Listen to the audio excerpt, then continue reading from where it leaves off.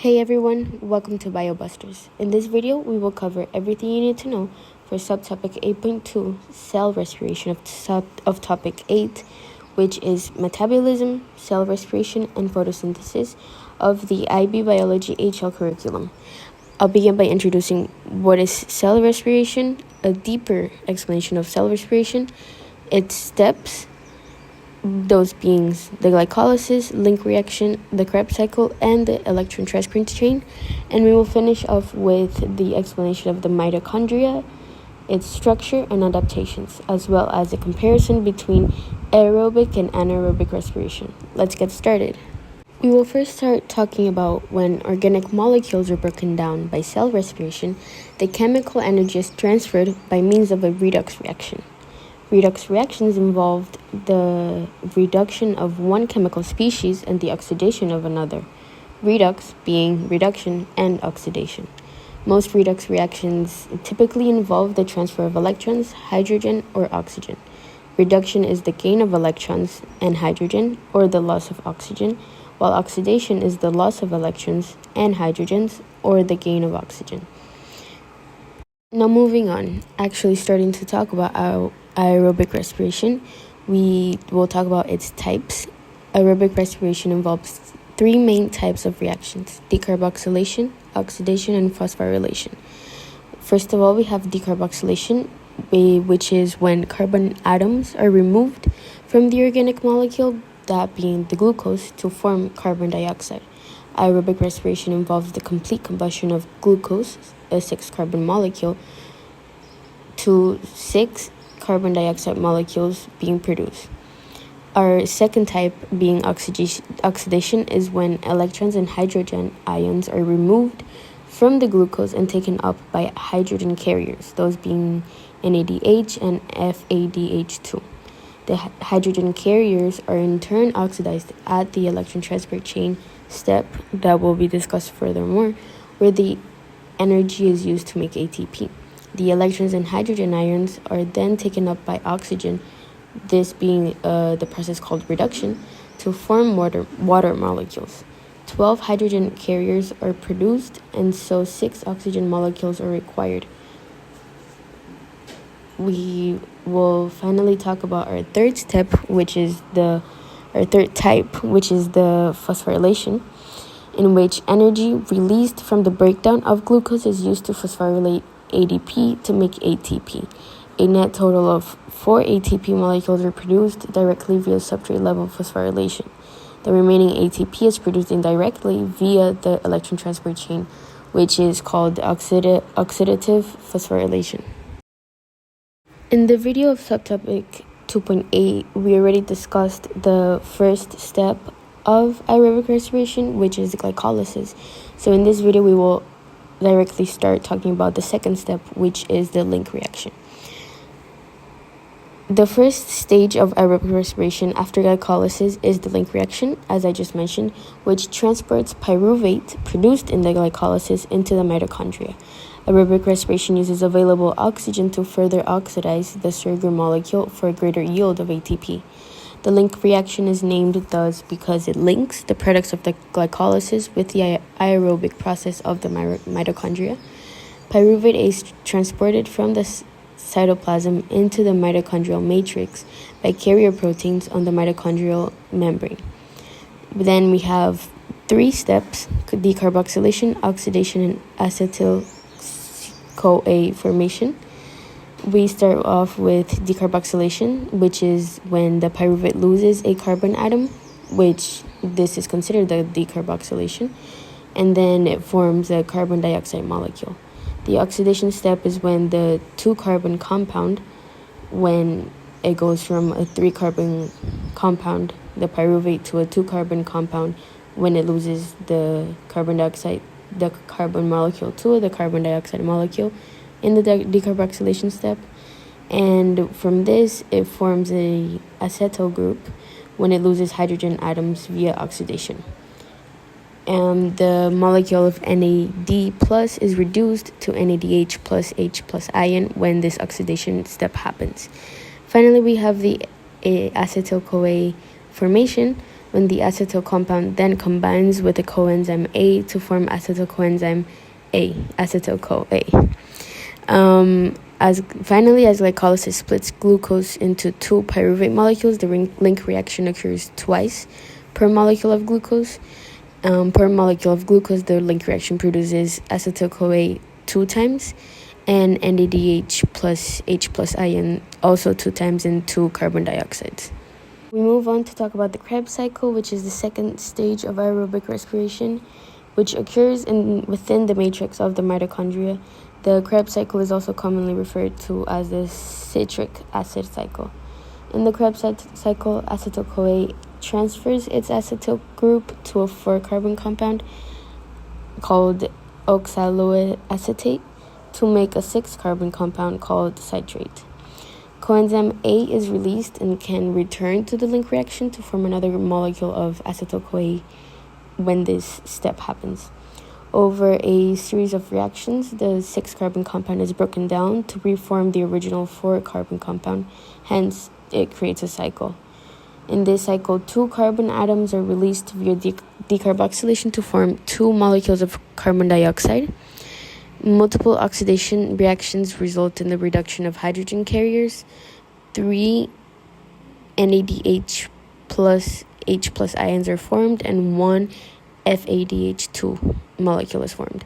And 1 molecule of ATP is produced directly via substrate level phosphorylation during the cycle. As the link reaction produces 2 molecules of acetyl coenzyme, 1 per each pyruvate, the Krebs cycle occurs twice. Per glucomolecules, the Krebs cycle produces 4 carbon dioxides, 2 ATPs, 6 NADH plus H plus ions, and 2 FADHs, H2s. Now we will be talking about the electron transport chain. There are overall 3 steps of this chain. We will start off by step 1, which is the generating a proton motive force.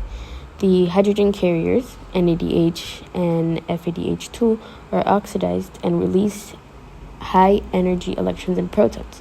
The electrons are transferred to the electron transport chain, which consists of several transmembrane carrier proteins, as you can see in the screen. As electrons pass through the chain, they lose energy, which is used by the chain to pump proton, H plus ions, from the matrix, moving the protons. The accumulation of H plus ions within the intermembrane space create an electrochemical gradient, or a proton motive force, as you can also see in the screen. Step 2 is ATP synthesis via chemiosmosis. So the proton motive force will cause H plus ions to move down their electrochemical gradient and diffuse back into the matrix. This diffusion of protons is called chemiosmosis and is facilitated by the transmembrane enzyme ATP synthesis. As the H plus ions move through the ATP synthase, they trigger the molecular rotation of the enzyme synthesizing ATP, which triggers a phosphorylation reaction. The final step is the reduction of oxygen, which, in order for the electron transport chain to continue functioning, the de-energized electrons must be removed. Oxygen acts as the final electron acceptor, removing the de-energized electrons to prevent the chain from becoming blocked. Oxygen also binds with free protons in the matrix to form water, removing matrix protons, maintaining the hydrogen gradient. In the absence of oxygen, hydrogen carriers cannot transfer energized electrons to the chain, and ATP production is halted. The electron transport chain overall releases the energy stored within the reduced hydrogen carriers in order to synthesize ATP. This is called oxidative phosphorylation, as the energy to synthesize ATP is derived from the oxidation of hydrogen carriers.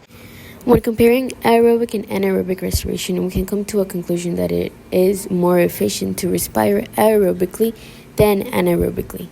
When looking at the screen, we can see that when respiring aerobically, you need oxygen. The products are carbon dioxide and water. It occurs in the cytoplasm and the mitochondria, and it produces a large yield of ATP, whilst respiring anaerobically produces a small yield of ATP. It occurs only in the cytoplasm. The products are ethanol, carbon dioxide, and lactate, and it does not need oxygen. In common, they both include the process of glycolysis. They both generate energy in form of ATP, and they both have glucose as a substrate.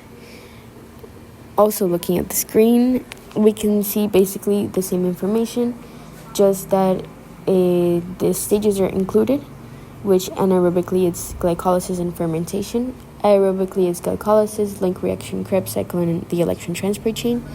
And in the energy yield, we can see that anaerobically we have a low yield of only 2 ATPs, while aerobically we have a high yield of 36 to 38 ATPs. And anaerobically the combustion is incomplete, while aerobically the combustion is complete. When talking about the mitochondria structure and adaptations, we can say that the internal structure of the mitochondrion is defined by its functions. A range of complex biochemical reactions takes place inside a mitochondria. Each of these reactions has specific requirements such as pH, concentration gradients, and membrane structures. The need for the concentration gradients and compartmentalization of the various reactions, as well as increased surface areas, were the evolutionary driving force behind the mitochondrial structures. As you can see in the screen, we have the structures and their following adaptations. The cristae adaptation is that it forms a large surface area for the electron transport chain and the ATP synthase. The small space between the inner and outer membranes, called intermembrane space, is because it allows fast accumulation for protons needed for chemiosmosis. The fluid matrix contains enzymes, and it enables the link reaction and the Krebs cycle to proceed at an appropriate rate. The 70S ribosomes are for synthesis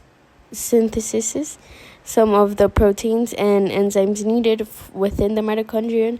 The outer mitochondrial membrane is for isolating the contact of the mitochondrion from the cytoplasm to allow optimum conditions for reactions of aerobic respiration.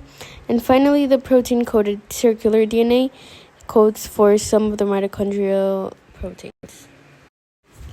Now, talking about electron micrographs and tomography. Electron micrographs of a mitochondria may differ in appearance depending on where the cross-section occurs.